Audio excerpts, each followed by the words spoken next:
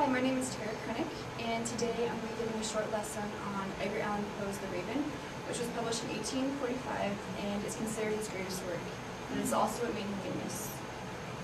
To understand Poe as a writer and to understand The Raven, I need to go over some literary techniques that are really important to his writing.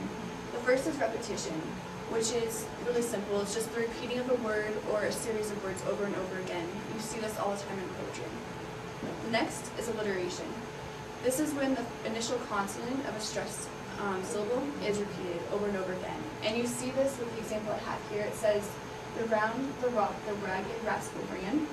The R's here are all repeated. You also see this in tongue twisters, such as Peter Piper picked a peck of pickled peppers. They're hard to say sometimes, but they have the effect of rolling off your tongue. Last but not least is the Gothic. This is a term, a broad term, to talk about the mysterious, desolate, and the grotesque. And a good example of this is Mary Shelley's Frankenstein, and Poe is known for being one of the best writers of the Gothic. As I go through this, I'm going to read a few stanzas, and I want you to keep an eye on these literary techniques. Just listen for alliteration, repetition in the Gothic. Once upon a midnight dreary, while I pondered weak and weary, over many a quaint and curious volume forgotten lore, while I nodded merely napping, suddenly there came a tapping, as of someone gently rapping at my chamber door. "'Tis some visitor," I muttered, tapping at my chamber door. "Only this and nothing more." What I want you to see here is how the nodded, merely napping, is an example of alliteration. The chamber door and rapping over there is repetition, and that creates an image for the reader and a sense that you can almost hear the rapping.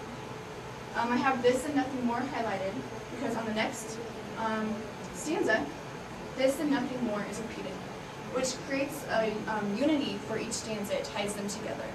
I'm also going to go ahead and read this stanza as well, and just keep an eye out for the same techniques. Deep into that darkness peering, long I stood there wondering, fearing, doubting, dreaming dreams no mortal ever dared to dream before.